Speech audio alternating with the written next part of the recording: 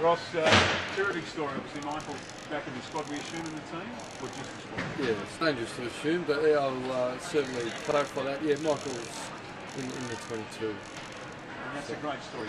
It is.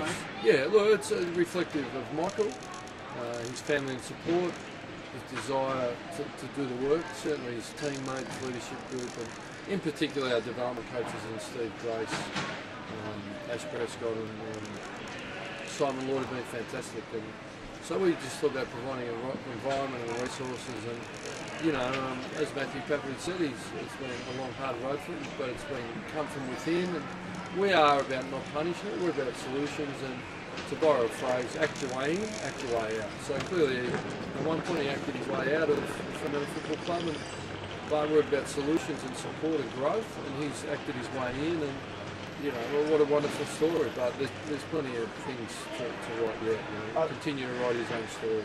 The highs and lows with coaching, Ross, probably one of the most difficult decisions to say for a player, can you just go and work on something? And I suppose the other hindsight would have been a nice story telling that you're in this work. Yeah, and look, I left it to one of our players, Hayden Ballantyne, told him, because he's been really supportive of him. And you're right, there's lots of hardships in AFL footy, and it's an anxiety, stress-filled environment. But you've got to take that to experience, the positive sides and the highs. And it's great to see a young player grab an opportunity. But look, there's plenty of work to do. He's sort of really done the work, got himself a ticket to the game, and now he's got to get into the game and do some work.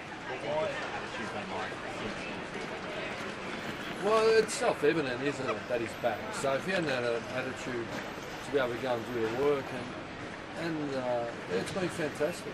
So it's a really good story. And look, you talk about, is it difficult to exclude people? It is, fundamentally, but it's easy because you just facilitate what's in front of them. And then they always say players pick the team themselves, and he's clearly picked himself, not us.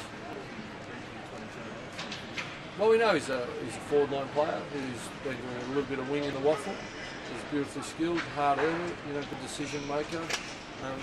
Brings a bit of brilliance to the team in the front half, which is what we're after. And as a combination with Hayden Ballantyne, it's quite exciting. Why isn't he specifically being called this way? Because the selection facilitated that. On the weight of evidence and the team, his performance is dictated, and we've made a decision to bring him in. We think it's appropriate this week. Josh, where he grew up as a kid, who lived next door to, well known and sort of well celebrated, and that really Sure, a bit of that, yeah. Was that mentioned to him along the way?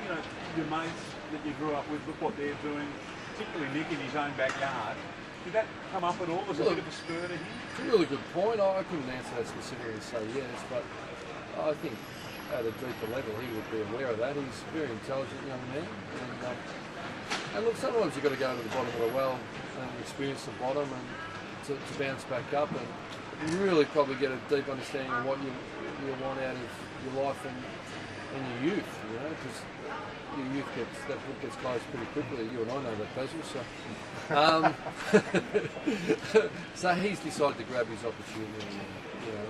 But the aim is, regardless of what he's done now, it's about the next moment, next training session, the game, and because what he's done for 6 months, Matthew Pepperidge has stacked for 10 or 12 years. So keep stacking the hard work on top of each other and build a career.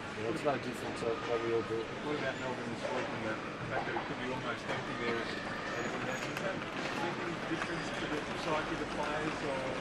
No, we want to be an anywhere, anytime team. So, in front of 40,000 screaming Dockers, we want to get up and, we want to, whether we're playing down at Victor Harbour or at Etihad Stadium, with smaller crowds, it should be irrelevant. It shouldn't dictate how we go about it. So we're pretty keen. Last time at Etihad was a full house in the Saints game. Got it done. We're pretty keen to fly and get the points and come home. But it's a big challenge. Yeah.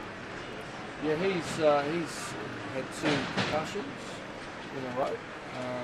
And there's protocols, and he did quite sort of jump on the hurdle. So he's out of the team. Yeah, no. You see Zach Dawson last week? Yeah. No, his knee's fine.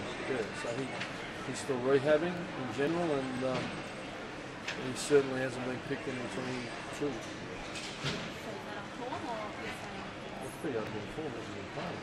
So he's still rehabilitating. We had a winning team.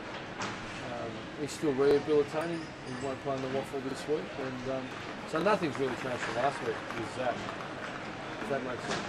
It does to me.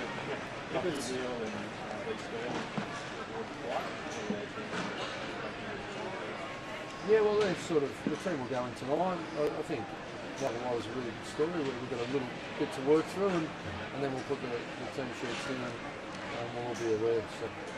Ross, just quickly, is that fair or what you do? Who said he's not going? So you made an assumption because he's not on this spot, he's not going? He's got a personal issue and he'll be fine at some point in the Melbourne. Thank you. Thank you.